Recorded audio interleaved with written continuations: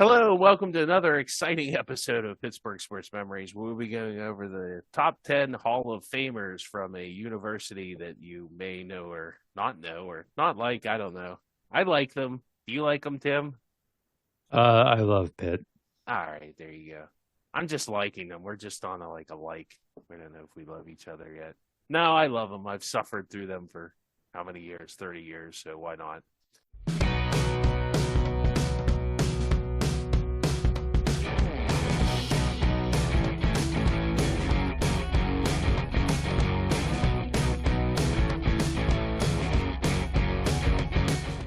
As you may or may not know, the University of Pittsburgh football team, has a unusual amount of NFL Hall of Fame players from its football program, and it's actually more than some of the other storied programs that you would think of, like I don't know, Penn State, or I mean, even like Florida State, or some of the other schools.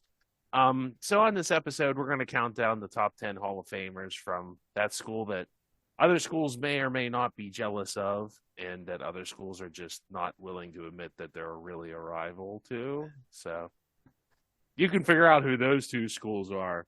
You're ahead of the game. So I'm going to start. Want to start with the honorable mentions. So as usual, I'm Steve Ward. I'm joined with my co-host, Tim Hannon. and we're just going to jump into the honorable mentions here. Larry Fitzgerald.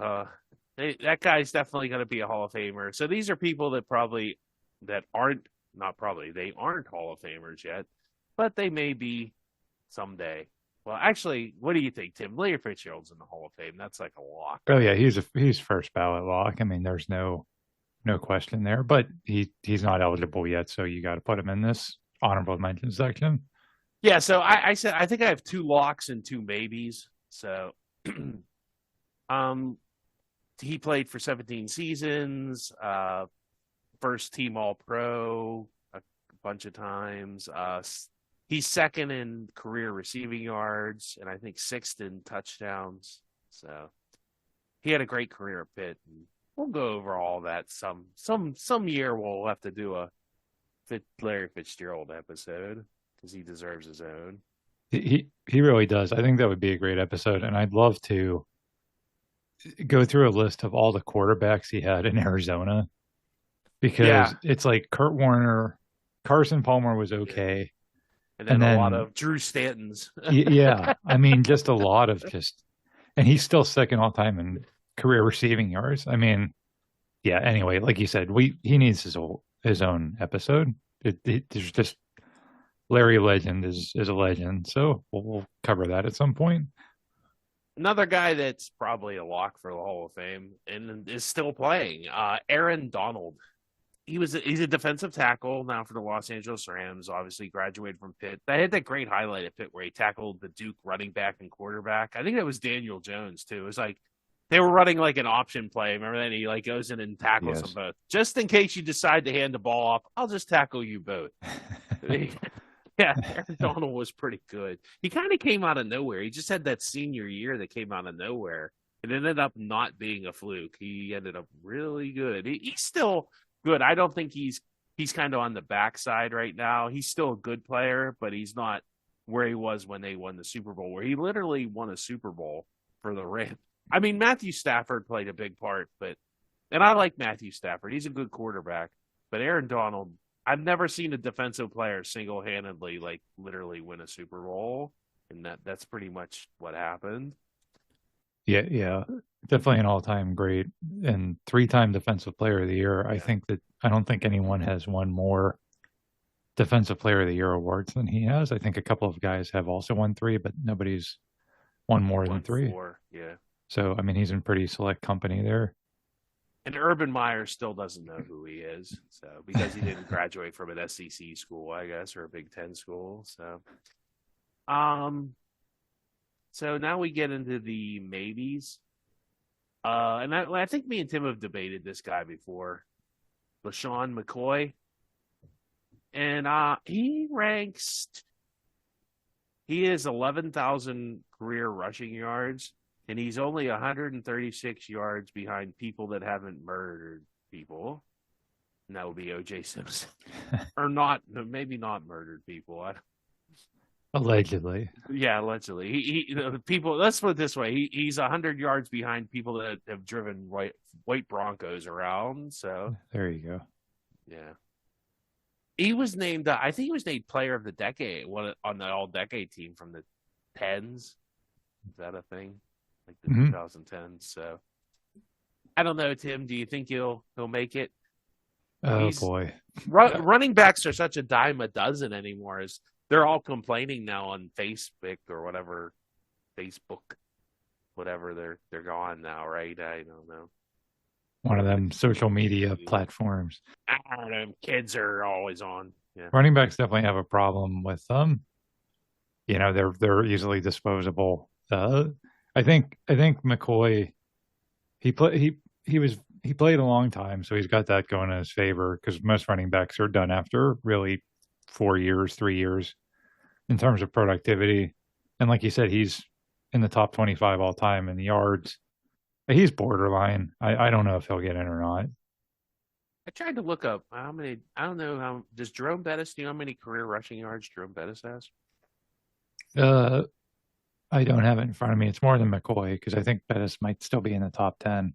Yeah, I only have the 13. The 13th person is Edgerrin James at 12,000 yards, and he's ahead of Marcus Allen and Franco Harris, who are both in. But that once again, both those guys played in like 14-game seasons. And yeah, I don't know. It's hard to compare. It's hard to compare. A lot of the guys that are around him are also borderline on the list. Like John Riggins is in, isn't he? John Riggins is in. O.J. Simpson is in. Yeah. Steven Jackson, Corey Dillon, and Ricky Waters are not. Yeah. Right. So Thurman Thomas is in. He's right around that area too. So again, but Thurman Thomas has a lot of receiving yards. I didn't look up. I think McCoy has a fair amount of receiving yards too. So yeah, it's borderline. I don't know. I don't think he probably gets in. I think he'll be one of those. He has 3,000 career receiving yards. So I think he'll be one of those guys that'll be eligible as like a senior member, like 15 years from now or something. So that should be an interesting debate. It's a good debate. I don't know what to do with running backs anymore because, like you said, they seem to be so disposable. And didn't Olandis Gary have like 1,500 yards rushing for the Broncos one time, and that guy was nothing special.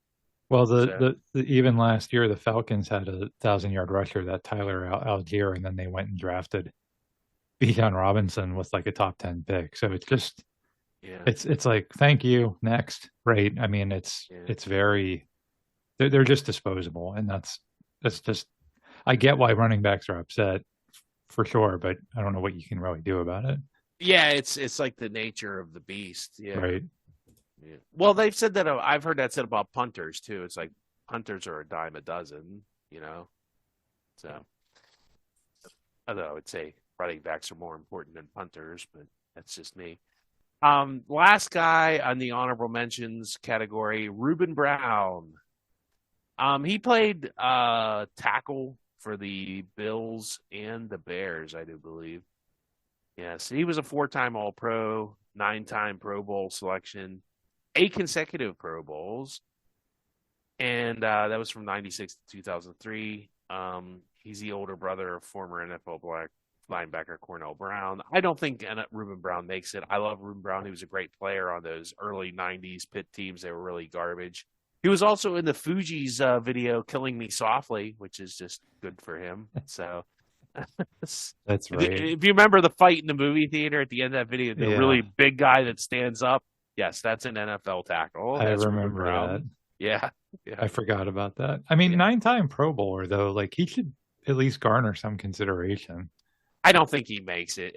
I like offensive line is like almost like running back. They're just, although left tackle is very like. Yeah, he's a guard. I think it's because he's a guard, right? Yeah. If you're a tackle, I think you're more celebrated, but guards are typically not. Even Alan Faneca took him a while to get in.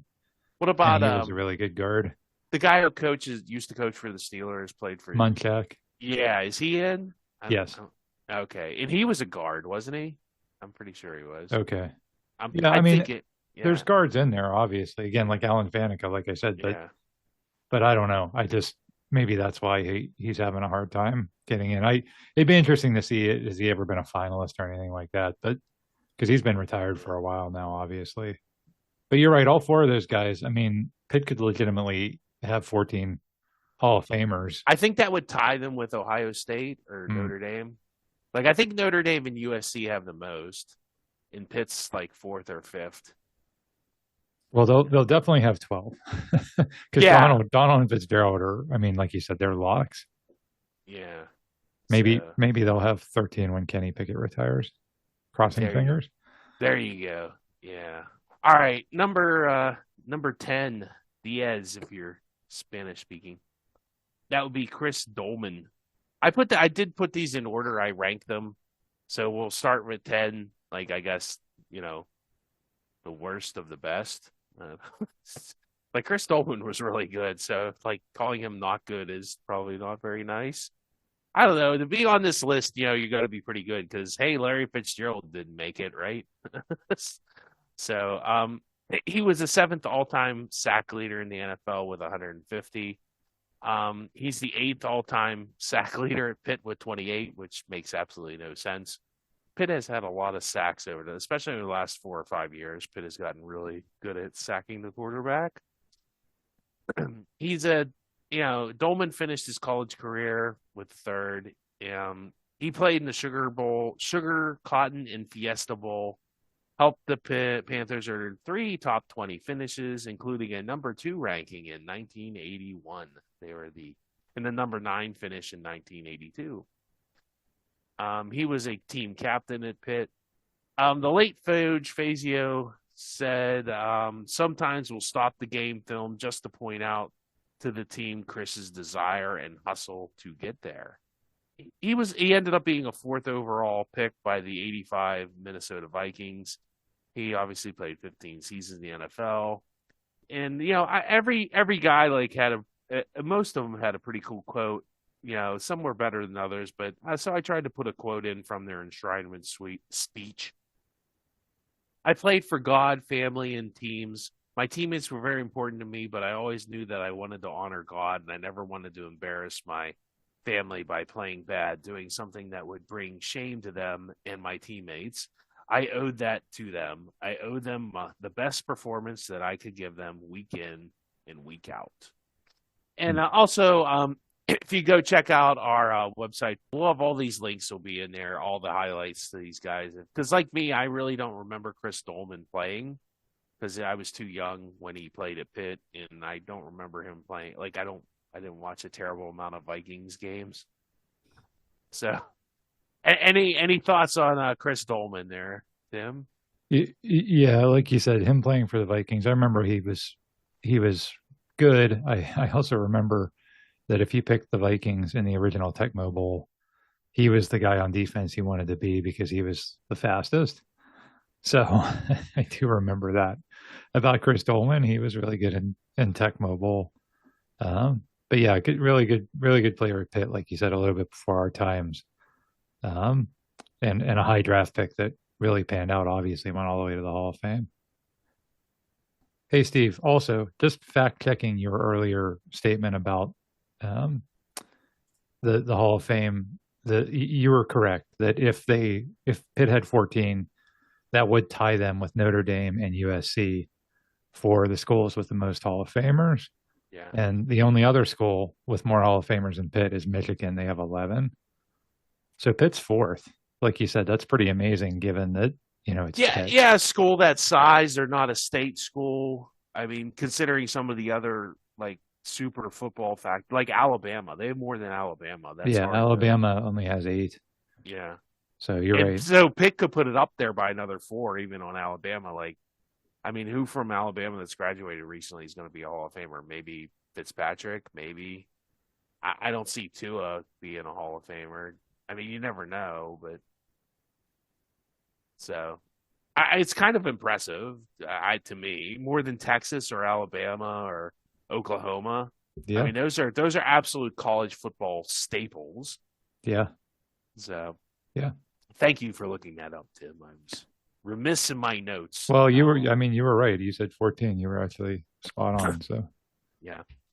And I'm sure, I mean, I don't know who out there from Notre Dame or USC that's going to get in the NFL Hall of Fame next, but well, that's a good point. I mean, yeah. Pitt could get four more, but then by that point, Notre Dame or USC or whoever else could have more Well, I too. mean, Chase Claypool's definitely polishing off that NFL Hall of Fame resume. The Bears. Speaking of the Bears, what a great segue. Look at me. What a great podcast guy I am. Um, Jimbo Covert. I don't know much about Jimbo Covert. Once again, didn't really get to see him play in the 80s. He's a 6'4", 277-pound tackle. He played left tackle in 11 playoff games and 3 NFC championship games and 1 Super Bowl. He, of course, was on that legendary 1985 Chicago Bears team that won the 15-1. That wasn't here. They're not here to cause no trouble. They're just here to do the Super Bowl shuffle, which I really wanted Jimbo Covert to be in. He did not make the cut. He was not in the Super Bowl shuffle Oh video. no. Yeah, I was really sad because I really wanted to do a whole thing on the Super Bowl shuffle video, but I guess we couldn't. So the whole team wasn't in that? I guess not, because No, because the stupid backup quarterback was like who he mentions in his speech. Like, I guess he's a big friend. I forget the name of that guy, but yeah, the backup quarterback's in it. And, I mean, Richard Dent's in it, but even like Walter Payton and Jim McMahon weren't in it. Technically, they were like taped at a later time and like not Photoshop, but like edited in, I guess. okay. So yeah. But, the 85 Bears, obviously one of the great NFL teams of all time. Yeah, sure. They are considered really good. Oh yeah. I mean, that team was so dominant, and the fact that they recorded that song Like a month before they won the Super yeah. Bowl. Yeah. I mean, if you did that today, Oh, people would go nuts. people Yeah. would go nuts, and then every Yeah. team would want to beat you. Yeah. And then they got into the playoffs, and I don't think any of their playoff games, I don't think anybody came within 30 points of them.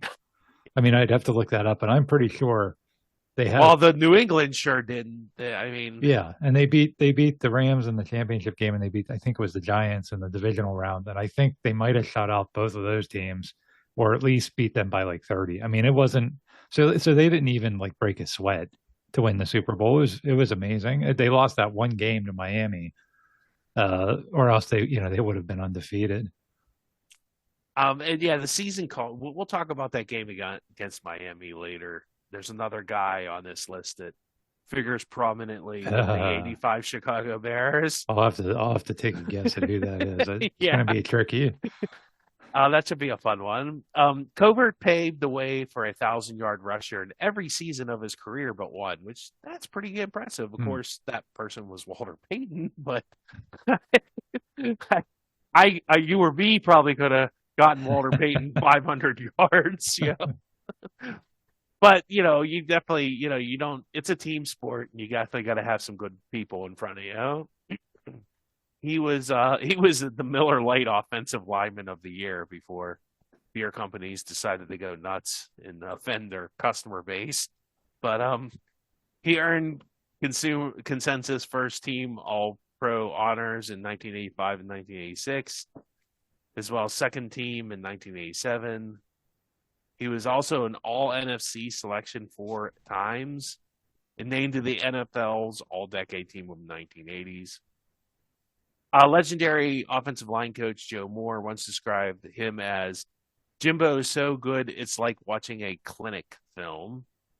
After a play, I'm never surprised to see Jimbo and his man 10 or 15 yards downfield." Wow. Yeah.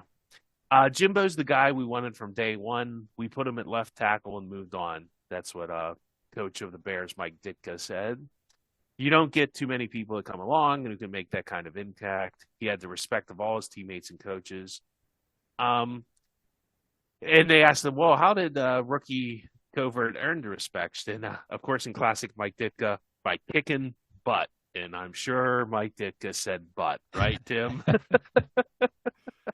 But I mean, they said that's how he did it. And he's a very quiet, he's like that stereotypical, like, offensive line guy, right?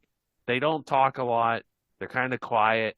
and they just like the great ones. They aren't a vocal like team leader. They're just the guy that leads by example, and that's kind of exactly what Jimbo Covert is, and that's who he is, and how he conducted himself.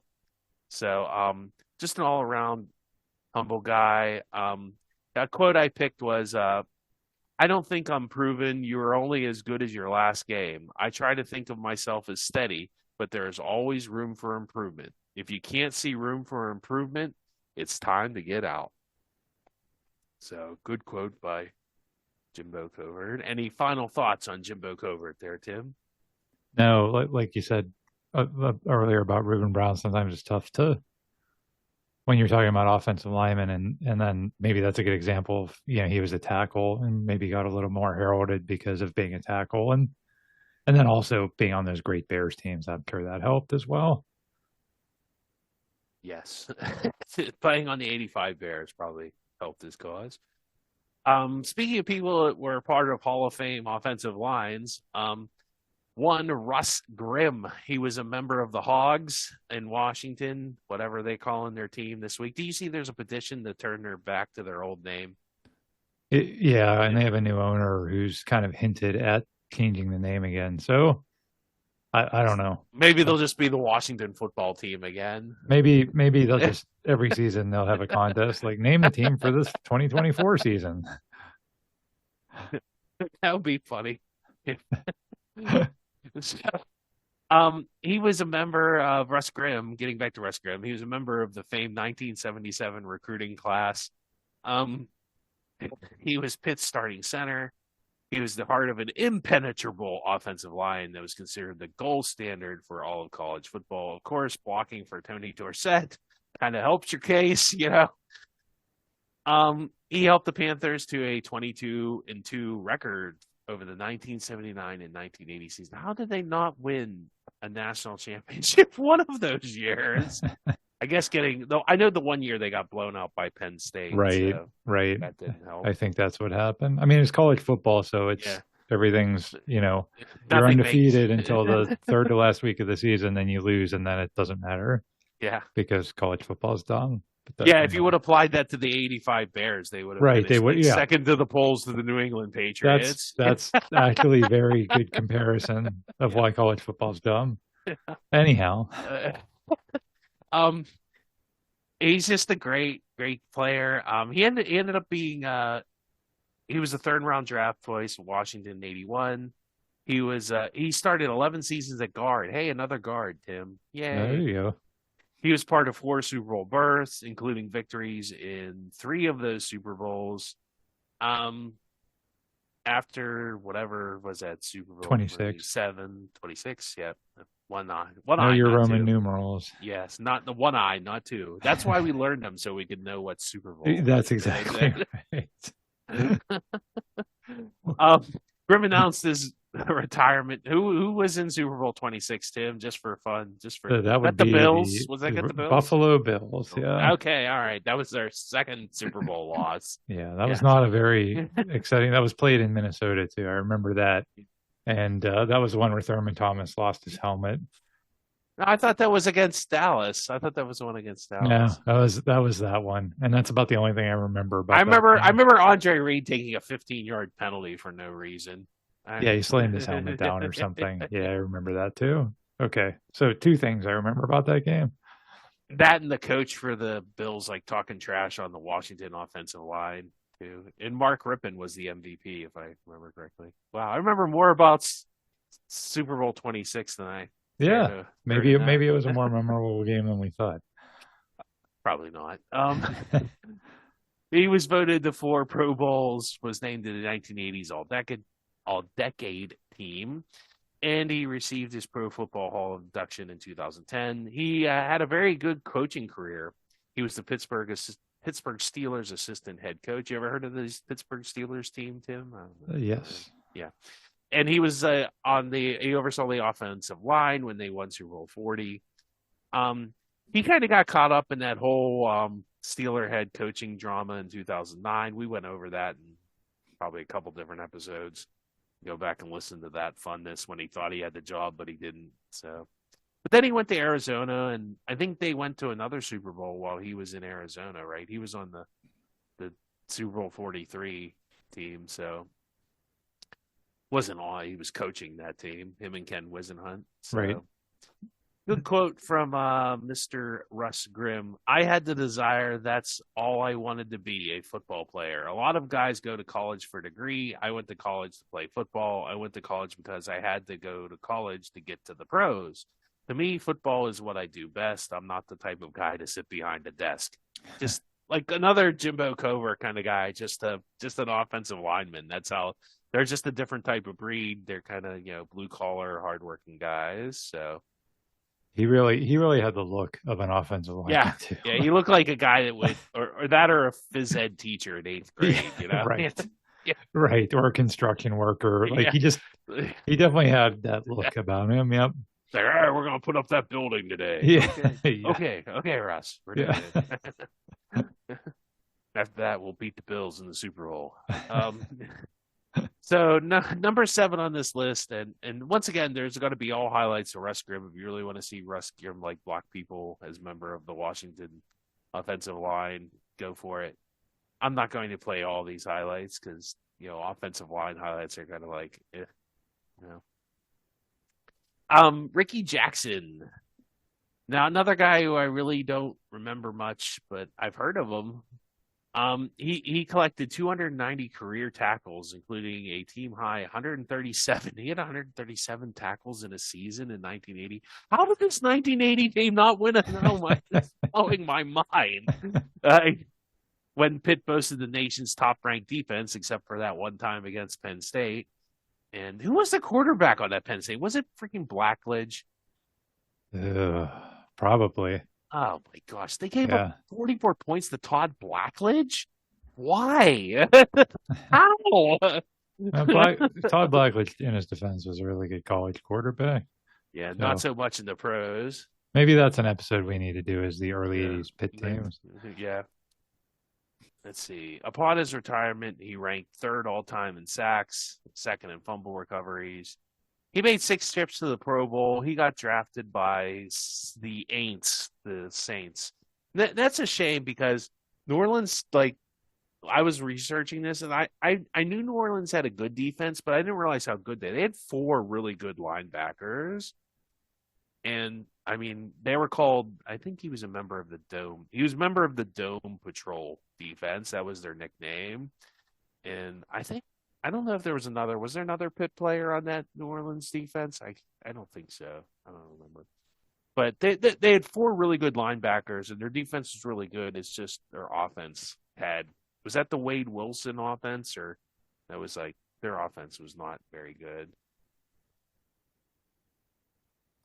But he finished, actually, fun fact, in 2023, he went back and finished his degree at Pitt. So at 60 years old. I think it's a degree in communication or something. Maybe it's a degree in hitting people. I don't know. He won a Super Bowl with San Francisco in 94 later in his career. There's all kinds of NFL film highlights of Ricky Jackson. They're pretty cool.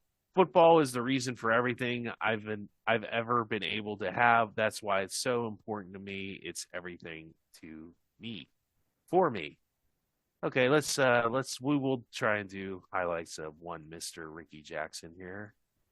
A picture-perfect player, number 57 Ricky Jackson represents an integral part of the Saints defense. And none were more aware of Jackson's aggressive style of play than the men who carried the ball. All right, there's some pretty cool highlights there. You can go watch them on our website. Moving on to number 6, and I don't know if we've talked about him before. He's definitely before me and Tim. I think Tim saw him. Tim was around and saw him way back when. Joe Schmidt. Oh yeah, I love Joe Schmidt. He was great back when I was a negative young 20. Lad. Yeah. He was a hard-nosed linebacker from Pitt. He was injured a lot at Pitt, so he didn't play a terrible amount. But he did make first-team All-American in his senior year. So this was when, in the 50s, they were kind of switching. The NFL was switching from straight running all the time to more of a passing league, and so the defenses switched from a 5-man front. I remember this in Dan Rooney's book, him talking about this, till the 4-3 became the primary defense in the NFL because it would get the ability to stop the pass because you needed that extra defensive back, I guess. So, and Joe Schmidt was the guy that kind of developed the inside linebacker role. Before that, there wasn't one because they played 5-man lines. So, fun fact in NFL history, he was he played with Dick LeBeau, and he was a deadly tackler. He was very, very good. He was a very smart football player. And they beat the Browns in was that the 50 it was like the 52 championship when the Lions won the can you believe that the Lions and the Browns played in the championship game? Imagine if that was a Super Bowl. Very different era. Yeah. And the Browns were stacked. They had Otto Graham and Jim Brown, and Paul Brown was their coach, and Joe Schmidt and Dick LeBeau, and I don't know if Night Train Lane was on that team too, but that was Buddy Parker. We talked about him in one. Oh, was that Buddy Parker was the coach of that team? Yeah, Yeah. the Lions were really good then, so before it all kind of fell apart. So, but he was just really good. Have we done the Joe Schmidt trio? I think we did. In our music episode, did we do the Joe Schmidt trio? I don't think so. I'm not sure what that is. All right, hey, for your listening pleasure, the Joe Schmidt trio. He had a band with Dick LeBeau and one other guy who was on the Lions defense. Yes. Once I had a girl of my own, but now she's gone. Kind of snappy. So rightfully you, hanging on the vine. The grapes so rightfully you, lonesome all the time. Well, I think we get the gist of that, huh? Wow, that's. I don't remember who the third person of it, but it's another Detroit Lions football player. That's definitely not a Motown hit. But Dick LeBeau and Joe Schmidt and one other guy singing on the Lions defense. All right. Well, that's interesting music. It's the 50s. So NFL Films named him 84 of all time. I guess they did a top 100 of all time, which he was actually presented by what's his name? Jerry Glanville. I don't know why Jerry Glanville. I don't know if Jerry Glanville was on these Lions or what. But that was it was the 1957 NFL championship game, and that was when they switched to the 4-3, and that was Buddy Parker. Was Bobby Lane? I don't know if Bobby Lane was their quarterback. He was. Okay, awesome. So moving on to number 5, we're halfway through this. My favorite, probably Pitt player and football player. One of my favorites. I don't know. It's tough. This is like picking between my kids here, but definitely like the guy I really liked growing up, Mr. Curtis Martin, and he's just a great player and a better person apparently. Very good. I really liked his quote here. Is probably my favorite. I did not have a quote for Joe Schmidt. I'm sorry. His singing was his quote for him. So Curtis Martin was he played his big game was the 251 yards against Texas in the opening game of '94, and then he didn't play the rest of the season. He got hurt. But he still was a draft pick by the Patriots in the 3rd round, and he ended up having like a really great career. He has 14,000 rushing yards. He started his NFL career with 10 consecutive 1,000 yards rushing. He was an NFL rushing champion with 1,697 yards in 2004. He's been a Pro Bowler 5 times. He's just, a really good player. At Pitt, he was really the only thing they had once again. Well, I don't know if they had Reuben Brown and him played at the same time. Did they? I think they did. Yeah, early 90s, yeah. Yeah. So he was just very consistent in the NFL. He was a very good player. It's a shame he he got the one Super Bowl. He played in one Super Bowl with the Patriots. And I forget his stats, but he had a good Super Bowl. It's just, they came up, Green Bay was just a little better. So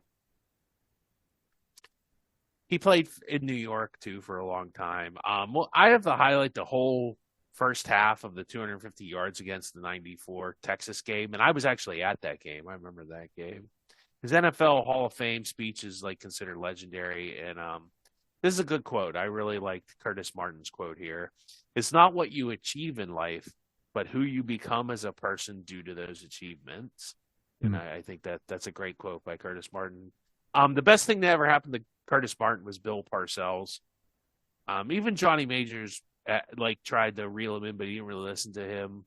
And I think he listened more to. He actually wrote a letter to Johnny Majors. Remember that later, apologizing for not playing harder in his college, and then Parcells really, I think, made him into the man he has become. And good for Curtis Martin, and he's really ended up and his life has been. He had a rough life.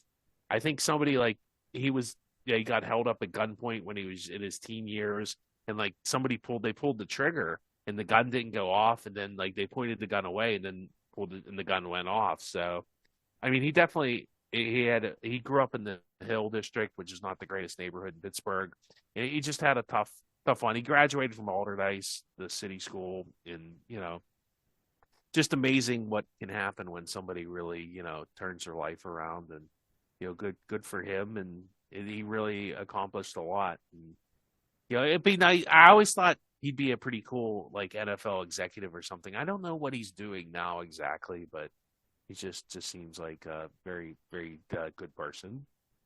Yeah, I remember at one point he was talking about he wanted to be an owner at some point, or part of an ownership group. I don't know if he has the money. I think he'd be a great owner. Yeah, I think he would be too. I'm with you. He's one of my favorite players of all time. Steve and I sat at a lot of games at Pitt Stadium in 1993, where literally, I mean, if you go look up the scores from that year, I mean, it was 72-14, 65-7, right? It was literally those were the scores of these schools just coming in and just blowing away Pitt. Pitt was so bad, but you would stay even when Pitt was 30 points down. You would stay just to see Curtis Martin rip off a long run. He was just so fun to watch, so good. I was so happy that his NFL career panned out the way it did, because when he was a third-round pick, there was really no guarantee he was really going to get on the field, and of course he did. Became very successful. Won the rushing title in his 10th season. We were just talking about how running backs are a dime a dozen and they don't last very long. He won the rushing title in his 10th season. That's amazing.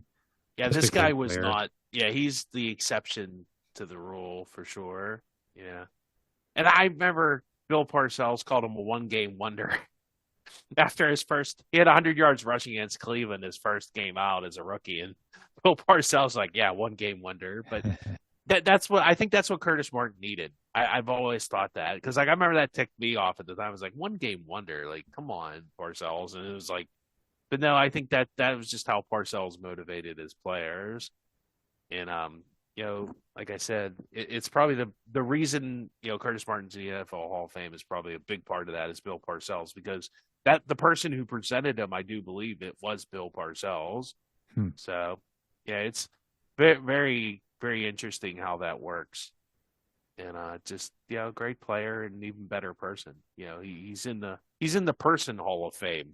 Probably more important. His character is probably more important than anything he's ever done on the NFL on the football field, which is saying a lot because he's done a lot on the football field. So, All right, next up, I'm not even going to introduce this guy. I'm going to let this guy's highlights introduce this guy. Goes inside to 30, picked up on the bounce there by Revis. He's giving ground. He gets a block, turns the corner at the 20. He's at the 25, and he's knocked out of bounds. Oh, he's coming up the sideline. Here he comes to the 50, and he's going down the field. He's got inside the 25, still on his feet, inside the 20, still on his feet, and he's in the end zone for a touchdown. Well, if you don't know what that was Darrelle Revis's punt return against WVU way back when. And I mean, my goodness, Darrelle Revis, just like one of the best players at Pitt, started as a freshman, which is rare. I mean, if you name the people who started it as a freshman, there aren't a lot. I mean, let's see, Curtis Martin, Larry Fitzgerald, Darrelle Revis. Yeah, 3 of those guys are in the Hall of Fame. Yeah. So, I mean, he was really good. He returned up that big punt. Pitt still lost that game. They still ended up getting blown out. That was in, what year was it? Was that 2006? 2006, yeah. So,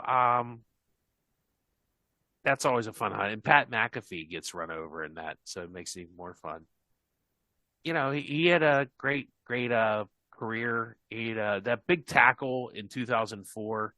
I think we talked about that. That we did a 2004 season, and he had a big tackle on the Boston College player on a 4th and goal. And that was his freshman year. So, just Darrelle Revis, Super Bowl player from Aliquippa, another person. We have a couple people from Aliquippa on this list. He's the first of 3, I do believe. And, now is he good? In Revis Island, he got nicknamed. He had a 100-yard interception against the Dolphins, I guess, if you want to go and watch that. Yeah, that'll be fun. But best corner ever to play for Pitt? Probably Tim, right? Oh, yeah. I think so. He was a guy. What I always remember about Darrelle Revis was, if you, one cool thing about if you go to a sporting event as opposed to watching it on TV is you can kind of watch anything you want, right? When you're watching a football game on TV, you have to watch what they're showing you. And I remember the opener in 2006, they were playing Virginia. Oh, I remember that game. Yeah. Yeah, and I remember it was at Heinz Field. And when Virginia had the ball, I would just watch Revis. I'd just watch Revis cover somebody. And they avoided him the entire game. I mean, they just would not throw to whatever receiver he was covering. They just were like, nope, not going to throw over there. And then finally, in like the third quarter, the quarterback's like, you know what, screw it. I'm going to take a chance. And Revis picked him off. It was just. Did he return it for a touchdown? I believe so. Yeah. Because I was on that end zone. That was in the end zone I was sitting in. Yeah. And it was just, that was how good he was. It was just fun to watch him cover people. I can't say that about any other player that I watched on defense where I'm just going to watch him the whole time. And that's how dominant he was at Pitt. And then, of course, in the NFL, he was great too. One of the biggest disappointments ever was that in the 2007 draft, the Steelers kind of needed a cornerback that year, and they were 2 picks away, and the Jets traded up to the pick in front of them and took Revis. And I don't know if the Steelers were going to take him or not, but we never found out because the Jets traded up right in front of us and took him. And I just thought, man, we could have had Darrelle Revis. We were that close. That would have been awesome. It would have been better than whoever we. Well, 2006. We got Lawrence Timmons, who was a very, very good player, probably very underrated stalwart of the defense. But I mean, no offense to Lawrence Timmons, he wasn't Darrelle Revis. Yeah. I mean, we had Ike Taylor and Brian McFadden, so maybe they wouldn't have. Maybe, but again, one of those. Would have been nice to have Ike Taylor and Darrelle Revis. Right. Yeah. And then you could have put McFadden at like that slot corner. Ooh, well, I think the reason they didn't win that 3rd Super Bowl, if you had to boil it down to one thing, is because they did not have a good. Did not have a good pass defense that year, and Aaron Rodgers carved them up in that Super Bowl, as did Tom Brady and Drew Brees and a bunch of other guys earlier that season. And you just wonder if they would have had Revis for that game. Does that turn out differently? Again, lots of what ifs, but great player for sure. Fun player to watch, like you said. He made so many big plays in Pitt, like over the seasons at Pitt. Like I remember there was a interception return like game against Cincinnati one time, and I just so many great plays. It's just a shame they didn't win more. Pitt didn't win hardly. I mean, he was in that one BCS bowl against Utah and Alex Smith. So, but one of my favorites. Very good player, and good for Darrelle Revis, and So the next person, number 3 on our list, I will let another person, I'll play their highlight before I introduce them. It should be fun. Yeah, especially for this guy. What do you want to know? Come on. Or I'm going to go in now, so if you don't... What? Doesn't matter which one run. There'll be a quarterback that'll be named next week that'll be the starter. There's 3 quarterbacks on this football team. Whichever one starts. Whichever ones don't, will back him up. Period. Cut and dried. It's nobody's concern but ours. Nobody's. Next. Injuries from the game? Talk to the trainer. Next. Mike, why are you in such a bad mood? What do you care? Good. Okay. If you were 2-7, you'd be in a bad mood, too. What next? Mike, is this more like a training camp type practice as opposed to a regular season? Yes. Next. Not very much fun, is it? No? Not at all. All right. I'll see you guys. Now that's the way to have a post game.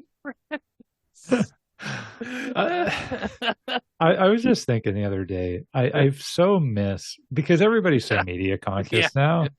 I just miss that era of NFL coaches and personalities like that. Like you had Ditka, you had Sam Weiss and Terry Glanville and Buddy Ryan, and you just had all these big personalities, Parcells, guys that would just yell and scream, and Jim Mora, remember from the Saints, that guy? Yeah. I mean, he called the Saint fans like bums like one time. He had the playoffs rant. Yeah. So you just don't have that anymore. We didn't do diddly poo. Right. Right. That's a bygone era, because now I don't think you'd ever hire a guy like that, because again, everybody's so media conscious and everything else, and image conscious. So, Iron Mike, he was the number 1 draft pick of the Bears in 1961. And he actually was the first pass catching tight end, which is weird because he played defensive end at Pitt. He was a very good defensive end at Pitt. So, oh man, I don't even know where to begin with the career of one Mike Ditka. Well, I guess he was the head coach of the Bears and Saints after he finished his career. He actually won a Super Bowl with the Cowboys at tight end. Stuff Mike Ditka's done for 100, Alex. Traded his whole draft for Ricky Williams. Remember the game we were talking about? He was the coach of the 85 Bears. Him and Buddy Ryan, who, another character who would never get hired in today's NFL. So at halftime, Marino's carving up the 46 defense because, blitzing Marino every play probably isn't a smart thing to do. So I think Ditka wanted Ryan to change his defense, and Buddy wouldn't. So they got in a fist fight in the shower during the halftime of that game. And that's a true story. That's amazing.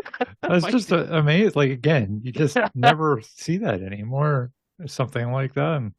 Yeah, the 85 Bears were dysfunctional but successful. He rotated quarterbacks between Mike Tomczak and Doug Flutie. Do you remember with the Bears? And after when I think McMahon was hurt, but he's been in many movies. He was in Brian's song. I didn't know that. And Not So Seriously, Kicking and Screaming. He actually played at Pitt from 1958 to 1960. He was a 3-sport athlete. He played baseball. and was on the basketball team. Can you imagine playing Mike Ditka in basketball? Ooh. I bet he threw his elbows around a lot. Bob Timmons, the coach, both Ditka in football and basketball, said he'll hit the first guy he sees, and that was in both sports. He was also an intramural wrestling champion at Pitt. He was the coach at Pitt. The wrestling coach was convinced Ditka could have been an NCAA wrestling champion had he wrestled on the varsity. He was a tenacious and incendiary competitor. He was not diplomatic. Yeah, that's no clue. During a bowl game, he was not a well-mannered. Somebody did something wrong near the end of first half during a Michigan State game, and this is from excerpt from Jim O'Brien and Hail to Pitt. Some guy named Reinhold did something wrong and allowed Michigan State to Herb Adderley escaped his grasp and go for a touchdown. This guy said, "Let's get him in the second half." And Ditka cried out, "If you hadn't given up that touchdown in the first half, we wouldn't be in the fix we're in." With that, he went for this Reinhold guy. It took about 6 teammates to restrain Ditka. His last game against Penn State will always stand out in my mind, said Lou Ciccione, running back for Pitt. He went in to block a punt, and then the played the whole game with a dislocated shoulder. Jeez. Wow. Another great Foge quote. You'd see him in the huddle or on the sidelines wanting to get back on the field, and you knew just by looking at him he was ready, remembers Foge. He was always ready. He was like a prize fighter in the ring. He couldn't wait for that bell to ring and get back out there. So Ditka, very accomplished and deserving. I put him at number 3 just because the other 2 guys are really good, but probably, he had a good playing career, but his coaching career probably put him over the top, and that's why he's in the NFL Hall of Fame. And like I said, he did kind of revolutionize the tight end position. Although I would think John Mackey for the Colts probably was more responsible for that than Ditka. But any other thoughts on good old Iron Mike there? Another guy from Aliquippa, the second of our 3 people from Aliquippa on this list. No, just again, miss him being in the NFL. Not a lot of fun, is it? Not a lot of fun without him. It's just who trades their whole draft for Ricky Williams? Yeah, that was pretty crazy. Yeah, don't let him be good coach. Don't let him be. Well, he would never survive. Like with this current generation, they couldn't. That's what I'm saying. It's a different era. You just all those guys. None of them. They'd all be crying in the shower by the end of the first half. So, number 2 on our list was Mr. Dan Marino. Probably, not probably. The best quote was by a Florida State coach, Bobby Bowden. He said, "He's a pro quarterback in college, really. And he's the best quarterback to play for Pitt, right? It's probably not even close." Right, Tim? Yeah, I think so. I mean, Kenny Pickett certainly did a lot, especially his senior season, but you'd still put Marino in front of him. And I don't even know who else he would put on there. I guess what's his name? Wanstead's offensive coordinator for the guy that was a 76 quarterback. Kavanaugh, yeah. God, I couldn't remember his name. Rod Rutherford. Come on, Rod Rutherford doesn't make the list. Yeah. I mean, Kavanaugh, that was more of the guy that you're probably going to put at number 1 on that team. So, you're right. He's the best. He actually had a Major League Baseball prospect. It was as a pitcher and a shortstop. He was drafted in the 4th round in '79 by the Kansas City Royals. Oh, I didn't know that. Yeah. He led the Pitt in all-time passing when he graduated with 8,597 and 79 touchdowns. In the NFL, I think I've quoted I know we did another podcast where I covered some of these guys like Revis and Marino, but he had 13 3,000-yard seasons. That's crazy. 61,000 passing yards, 9 Pro Bowls, 420 touchdowns, which how many does Brady have? 500 and some now? Yeah. Yeah. So Marino really they didn't have a quote for Marino, but he says, looking back on my career, I've accomplished many things, but what I cherish more than any record that I hold, any fourth quarter comeback, any win that I was involved in, what I cherish more are the relationships that I've made, the people I've worked with, the teammates I've lined up beside, the opponents that I've competed against, the friends and family. That's what I cherish most. And here's a play from Marino's. It's kind of become legendary, this play. It's a fun play. Second down and 1 at the 18-yard line. And Marino completes inside the 10. Here's the first down. Ingram again.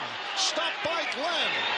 He's going to spike it, Tim. On the line of scrimmage. Now, he still has 1 timeout. They'll save that for the field goal if they have to. We are seeing another spectacular effort by Marino, who fires. Touchdown! You know what the Jets are thinking? He's going to take the ball and throw it into the ground. They stopped. They all stopped. If you take a look at it, the offensive linemen, all they did was stand up. And Marino says to Ingram, I mean, that's the communication that they have. We saw fire on the 2-point conversion. Tell Marino from the back of his hand, hey, throw the ball to me. Now, here's Ingram for his 4th touchdown. This is a beautiful play. If you didn't know what that was the fake spike, the infamous fake spike by Marino that's been copied by a lot of. I know Ben loved the fake spike play. He just kind of caught some of the Jets defense. That corner still tried to cover him. I mean, it wasn't like the corner was caught napping, but definitely the rest of their defense was not doing anything on that play. Yeah, they all just stood there. I mean, yeah, you're right. It has become a legendary play. I mean, that won them that game, and figures it was the Jets because it's the most Jets thing to do ever is stand there while Dan Marino wins the game. And I think Marino, like, his career against the Jets is like all time too, because he always kind of had a thing because like the Jets were supposed to draft him and they drafted Ken O'Brien instead, and he was always kind of mad about that. So he really, really took it out on the Jets. So although Ken O'Brien had a decent career, he wasn't exactly Dan Marino. So I feel like Marino really ushered in the modern era of passing.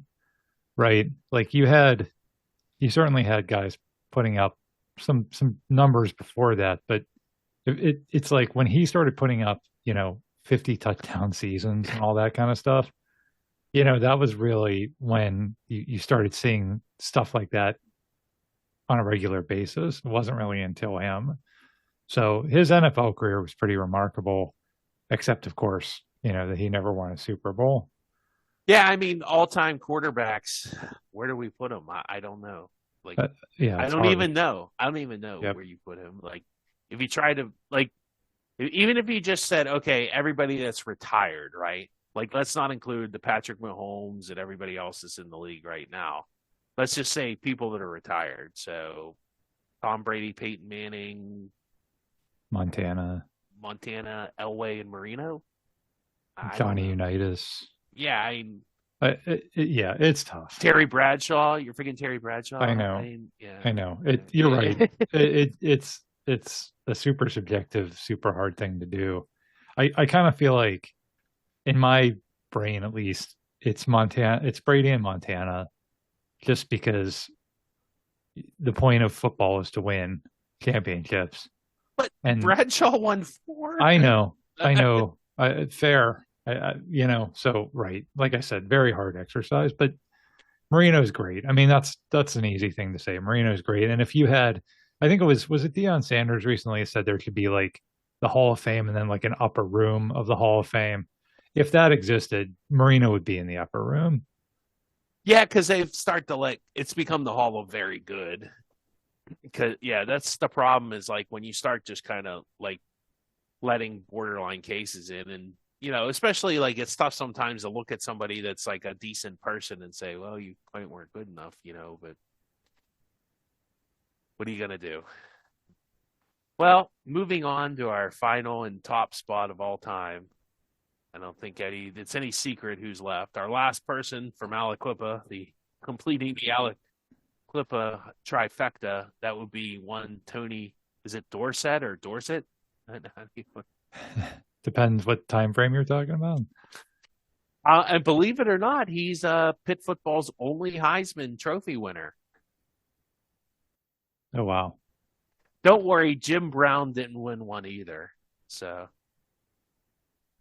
I think that says all you need to know about the Heisman Trophy.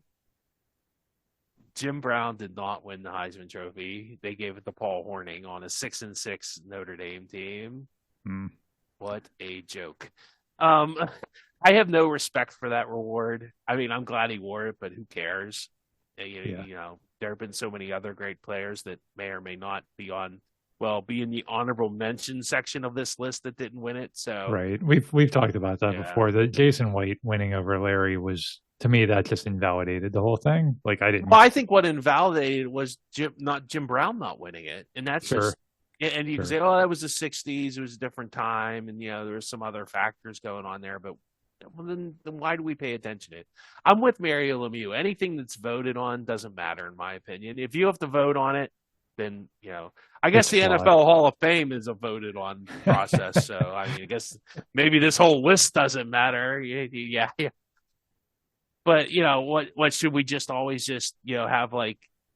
Would that be something if we had like a soccer style relegation and promotion in the like Hall of Fame? Like, okay, you now we only are going to let the top 5 stats guy, because then you just have like a bunch of people that had a bunch of stats if you just took purely subjective, And how do you quantify like you said, a guard? Oh, he really blocked really well. His running backs had a yards per carry of and then you would get into era problems because John Stallworth and Lynn Swan would have never made it because their numbers throw the ball, their numbers look terrible compared to even like a Hines Ward or even like a borderline receiver from today, right? Would be way better. We talked about this once before. The LPGA, the ladies golf tour association, their Hall of Fame there's a very statistical method to get in. They think they award like points, so they have to have had like an LPGA major. They had to have had X amount of tournament wins or whatever, right? And then they even get points for Olympic medals, gold medals. So that is one way to do it. You could do it like that, where you have like a quantifiable statistical thing. But again, there's way too many problems with that. And then you'd have, like you said, Steve, you'd have people with big stats. I mean, remember Jeff George? Remember that? Yeah, he is. Yeah, he had 4,000-yard passing seasons when he played for the Falcons or Colts or Vikings. I can't remember all the teams he played for. But he's not a Hall of Fame quarterback. He's not even close. But if you were just going based off of stats, right? So it's there's no good answer, I guess, is what we're saying. Oh, I call that too the fantasy football effect. Like people be like, "Oh, this guy's really good." Then you watch him play, it's like, I don't know, he never does. Like, it's like Antonio Brown. Like, I would totally eliminate any of those stupid catches he had at the end of the half where he just ran for 40 yards. It was 40 meaningless yards. You didn't get a points out of it. You weren't even trying to score. You were just padding your stats. And he's the classic example. And guys do that all the time. Like, just get an extra catch or whatever. Now, for him, he wasn't caring about the Hall of Fame. It was in his contract, and that's how he got paid. And I guess good for him. Sure. Whatever. So, getting back to Tony Dorsett, he was 1973. He was very skinny, but he was very fast, and he could really see. He had a very good vision. So, in his 4-year career with the Panthers, he tied 18 collegiate rushing records, more than any other player in the history of college football. He established the all-time career rushing record with 6,000, and that stood for 22 years until, was that Ron Dane or Rookie Williams that broke that? Oh, yeah. It's one of those two. One of the guys who, maybe it was the guy who Ditka didn't trade all his draft picks for. I don't know. He was the first major college back to compile 4 1,000-yard seasons. He became the first freshman consensus All-American since 1944. He was the first sophomore ever named to the Playboy All-American team. Did he have to do like a spread, like naked, like Burt Reynolds? Well, that was Playgirl. Burt Reynolds. You know that Burt Reynolds like a Playgirl center. I've never read that issue, Steve. I'm sorry to say. It's. I will send you the picture. It's hilarious. I will pass. You will watch it. As a junior, he impressed for 1,500 yards, including a memorable 300 yards against Notre Dame. My goodness. I think that was the infamous game. I know we talked about this in an episode where like Notre Dame tried to grow the grass long and like water it down. Like, we're going to slow him down. And that didn't work. So his quote was, to be a running back in this league at 183 pounds, sometimes I wonder how I played this long. I'm the second leading rusher, and at that time when he retired, and I played 12 seasons when at one point I thought I would only play 5. When I leaf through the pages of my scrapbook someday, I could smile about what I have done. We'll have some highlights, some John Facenda highlights, and then there's one cool. We also have Danny White talking about Tony Dorsett, which is just hilarious. They hear the former Dallas Cowboys punter / quarterback. Who takes their punter, their quarterback? Only Dallas. Goal line defense for the Vikings. A handoff, Dorsett up the middle. Here he goes. Cuts to his right. Going all the way. To the 30. To the 40. He's got 2 men to beat. To the 40. To the 30. To the 20. To the 10. To 5. Touchdown! Unbelievable! Tony Dorsett is in the record books. 99 yards. Yeah, it's a pretty cool 99-yard run by Tony Dorsett, whatever his name is this week. Greatest Pitt player ever, Tim? Probably. Yeah, you can't argue with that. Also been a really great ambassador for the university. I didn't have highlights of him yelling at James Franklin after Pitt beat them in 2016. Remember that? Yes. Like, he was obviously had a few adult beverages. It was just hilarious. He wasn't yelling at him. He was just like, "Hell to Pitt," like right during their press conference. Yeah. So that's why. Yeah, that's another great reason. Like you said, that's the most Pitt thing to do, like harass Penn State during the press conference. And yeah, definitely an all-time great Pitt player. Great NFL career. Unfortunately with the Cowboys, but great NFL career anyway. He had a pretty good Super Bowl against the Steelers, even. I keep saying we have to do an episode on the 78 Steelers, and when we do, one of the things I want to get into is Tony Dorsett really believes that they win that game if they keep running the ball. They were really having a lot of success. Yeah. They actually had an early first half lead in that game, and then they kind of shifted things on offense, and then the Steelers came back. So that'd be an interesting theory to delve into. But yeah, he was a dominant player, and it was one of those weird things where, like, how did the Cowboys get Tony Dorsett? Because they were like the best team of the 70s, one of the best teams, not the best, obviously, because that was here. But, how did they get the best college player? They must have had. I think they made a trade or something. Yeah, it was one of those, like, somebody had traded them their number 1 pick like 2 years earlier, and then that team just happened to stink. Yeah. Right. It was one of those kinds of, like, Tony Dorsett just fell into their lap. So kind of like what happened with the Eagles this past year, where they had like a top 5 pick, even though they were in the Super Bowl. Right. So sometimes you just luck out in those kinds of scenarios. Well, if you disagree with my list or anything like that, send all your complaints to Tim Hannon at, timhannon.com. He doesn't have his own website, but no, I mean, you could probably debate, like, who's the best. Maybe Ditka's the better because he was a coach longer, but I don't know. Those top 3, it's pretty tough to pick from Marino or Dorsett or Ditka. So I hope you enjoyed our podcast today, and you can always check us out on all our streaming services such as Spotify and all the rest. I always mention Spotify because that's the one I use, but there's lots more too. And you can check our website. All the links to everybody's highlights. There's going to be way more. This episode is going to have a lot of notes, a lot of highlights to it. So go check those out if you're interested in like, you know, watching, like I said, Russ Grip block people. Or else, there's a lot of other good stuff on there. There's Jerry Glanville talking about what's his name, Joe Schmidt, and we'll even, I'm sure if you like really wanted to hear the rest of the Joe Schmidt Trio song, you can listen to that too. All right, well, thank you again. Thanks for listening. Word of mouth is great. We just appreciate every listener we get. And, say hi to all the people in Australia that have been listening. Very good day, mate. All right, we'll see you next time on another episode of Pittsburgh Sports Memories.